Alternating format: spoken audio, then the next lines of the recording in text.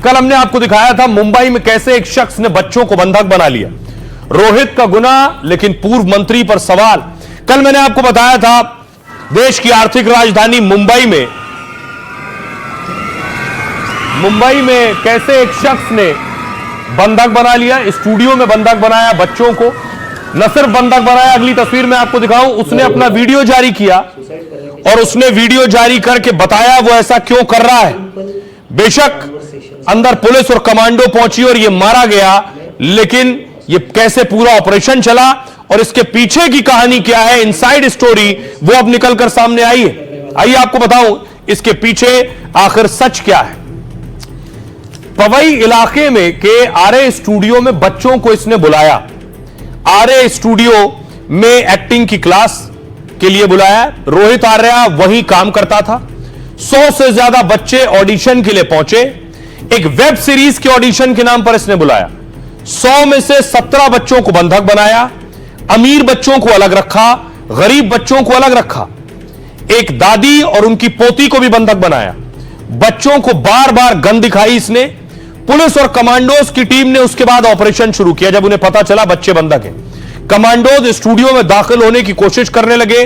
Quick response team में 8 commando मौजूद थे। कमांडो बाथरूम के रास्ते स्टूडियो में घुसे। रोहित आर्या को पहले कमांडो ने समझाया। रोहित ने पूर्व शिक्षा मंत्री से कहा मेरी बात कराओ। बड़ी बात यह है कि रोहित कह रहा था पूर्व शिक्षा मंत्री से मेरी बात कराओ। कमांडर ने पूर्व शिक्षा मंत्री को फोन लगाया, लेकिन दीपक केसरकर से बात नहीं हो सकी। फिर रोहित ने कहा कि उसे बात करनी है, बात नहीं करनी, इसने बात करने से मना कर दिया। इसके बाद कमांडो की टीम ने कार्रवाई की, गोली चलाई। अस्पताल में इलाज के दौरान इसकी मौत हो गई। घटनास्थल से पिस्टल और पेट्रोल भी बरामद हुआ है। इस तरह से रोहित मारा गया, लेकिन इसमें शिक्षा मंत्री, पूर्व शिक्षा मंत्री का नाम क्यों लिया, यह आपको आगे बताऊंगा। पहले सुनिए वो बच्चा जो अंदर मौजूद था वो क्या कह रहा है। जब मेरा लास्ट दिन था, उन्होंने जब भी मुझे निकाला तो उन्होंने बोला कि वो एक सीन शूट कर रहे थे जहाँ पे सब पेरेंट्स, रोहन सर अभी दरवाजा बंद करेंगे। नहीं, पहले उन्होंने 3 ग्रुप बनाया। एक ग्रुप स्टूडियो ग्रुप, एक रिटर्न ग्रुप और एक एग्जिट ग्रुप। तो एग्जिट ग्रुप को जाना था बाहर और अपने पेरेंट्स से घर में मिलना था, और रिटर्न ग्रुप को नीचे आना था अपने पेरेंट्स के सामने, ताकि ऐसा लग सके किडनैपिंग हो रही है पेरेंट्स के सामने, और वापस ऊपर जाना था, और स्टूडियो ग्रुप को स्टूडियो में जाना था। फिर बाद में उन्होंने सीन शूट किया और रोहित आर्या सर ने बोला कि पेरेंट्स ऐसा बिहेव करो कि आपका बच्चा किडनैप हो गया, ऐसे दरवाजे पे ठोको। अब देखिए बड़ी बात ये, बच्चे को आपने सुन लिया। अब वो मंत्री साहब कौन है? ये है रोहित, जिसे गोली मारी गई, जिसने बंधक बनाया था। रोहित दीपक केसरकर पर सवाल उठा रहे थे। दीपक केसरकर महाराष्ट्र में शिक्षा मंत्री रह चुके हैं। अब इसके पीछे कहानी क्या है, क्या आरोप रोहित ने लगाए हैं और दीपक क्या सफाई में कह रहे हैं, देखिए। रोहित ने कहा पवई इलाके के रॉ स्टूडियो में रोहित ने बच्चों को बुलाया। रॉ स्टूडियो में एक्टिंग क्लास होती थी। रोहित आर्या वहीं काम करता था और 100 से ज्यादा बच्चे ऑडिशन के लिए पहुंचे। एक वेब सीरीज के ऑडिशन के नाम पर उसने बुलाया था। 100 में से 17 बच्चों को बंधक बनाया। अमीर बच्चों को अलग रखा रोहित ने और गरीब बच्चों को अलग रखा गया। यह है एक दादी और उनकी पोती भी बंधक बनाई गई थी। रोहित ने दीपक केसरकर पर आरोप लगाया। जरा सुनिए क्या कुछ कह रहे हैं सियासतदान इस पर। प्रकार से 17 बच्चों को उन्होंने अगवा करके या उनको अलग कारण से बुला के और फिर उनको कैप्टिव रखकर जिस प्रकार से धमकी देने का काम किया और उनकी जान को खतरे में डालने का काम किया, मुंबई की पुलिस ने बहुत अच्छा कार्य करके और एक बहुत सटीक ऑपरेशन किया, और जो आरोपी है उसकी उस ऑपरेशन में मृत्यु हुई है। और 17 बच्चों को बिल्कुल कोई खरोच भी न आते हुए उनको बाहर निकाला है। अभी इसकी जो बाकी तफसील है उसको बाद में आपको बताया जाए। बच्चे रोहित आर्या के कब्जे में थे। अगर बच्चों को कुछ हो जाता तो वो सही नहीं होता। मैंने पुलिस से कहा था कि अगर रोहित आर्या के जो बिल भुगतान लंबित हैं, उसके लिए उनकी मुलाकात संबंधित अधिकारियों से करवा दी जाए।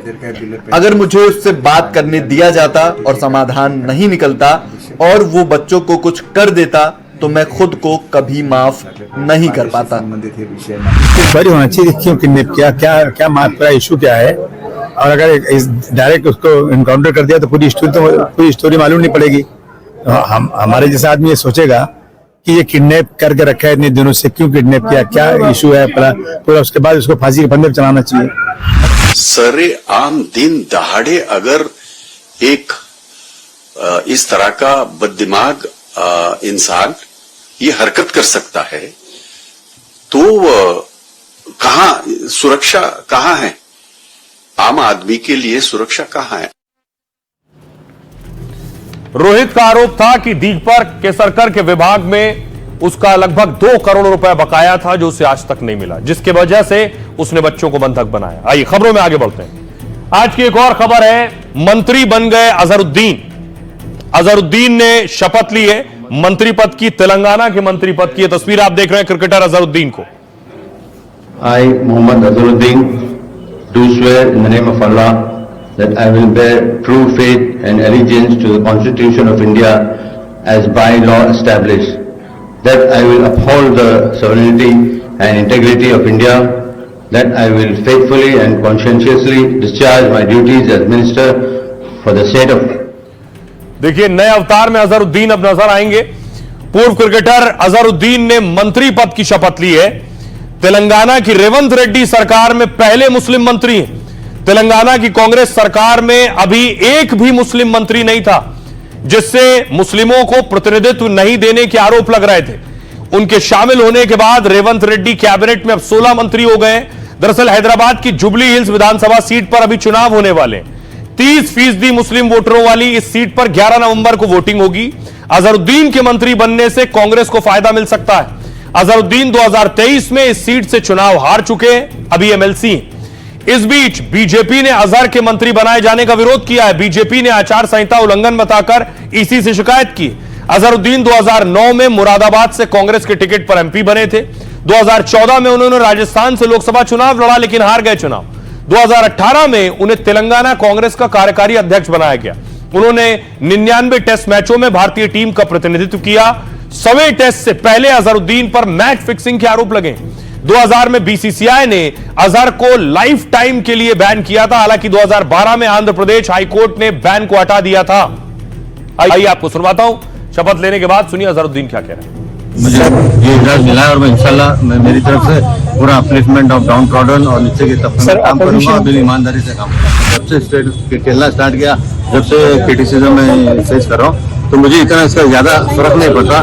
मेरा काम है सामने काम करना है, उन लोगों का काम है क्रिटिसाइज करना है, वो क्रिटिसाइज करते हैं, उसके बारे में मैं ज्यादा बोलूंगा नहीं, क्योंकि ज्यादा बोलूंगा तो उनको ही ज्यादा और पब्लिसिटी मिलेगी। तो मैं जहाँ पे जो भी लोग बोल रहे हैं, मैं तो ये कहना चाहूंगा कि पहले अपने गिरेबान चाक के देखें, उसके बाद में बात करें। ये खबरों में आगे बढ़ते हैं। अब आपको लिए चलता हूं राजस्थान में लगा है पुष्कर मेला। अजब पुष्कर गजब डांस। देखिए जरा मेले की अलग अलग तस्वीरें जो सामने आ रही हैं पुष्कर मेले में। देखिए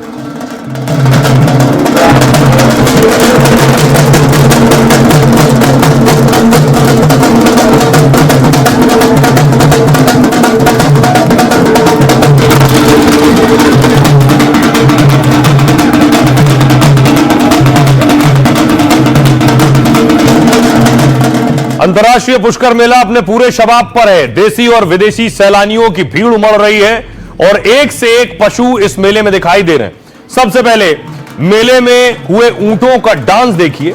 इस बार झुंझुनू और सीकर के ऊंटों ने खूब धमाल मचाया है। नेकीराम के ऊंट नागराज ने शानदार प्रदर्शन करते हुए पहला स्थान हासिल किया। सीकर से आए बादल ने दूसरा स्थान पाया है और प्रतियोगिता में ऊंटों की चाल, ताल और संतुलन ने दर्शकों को खूब आकर्षित किया। अजमेर के पुष्कर मेले में सीकर से आए शिशुपाल फौजी का ऊंट नागराज आकर्षण का केंद्र बना हुआ। सांचौरी नस्ल के इस ऊंट पर शाही साज सज्जा की गई है और इसके मालिक शिशुपाल फौजी बताते हैं कि इसे सजाने में पूरे 5 से 6 घंटे का वक्त लगता है। इसकी उम्र 9 साल है और इसे वीआईपी शादियों और सांस्कृतिक आयोजनों में सजा कर ले जाया जाता है। यह आइडिया हम जो डांस प्रतियोगिता में उतारते हैं और हम शुरू से ही इसके ऊपर यही फर डिजाइन रखते हैं। इस डिजाइन को बनाने में कम से कम 25 दिन लगते हैं। इसमें आप देख रहे हो। अब आपको शेटलैंड पोनी प्रजाति के उन 4 घोड़ों से मिलवाते हैं जिन्हें देखने की होड़ मची है। इनकी हाइट 24 से 31 इंच है। ये पालतू घोड़े की सबसे छोटी ब्रीड है और इन्हें पंजाब से लाया जाता है। अब इस भैंसे अनमोल को देखिए। अनमोल अपनी कीमत और शाही ठाठ के कारण चर्चा का विषय बना हुआ है। इसके मालिक ने दावा यह किया है कि इस भैंसे की कीमत 23 करोड़ रुपए।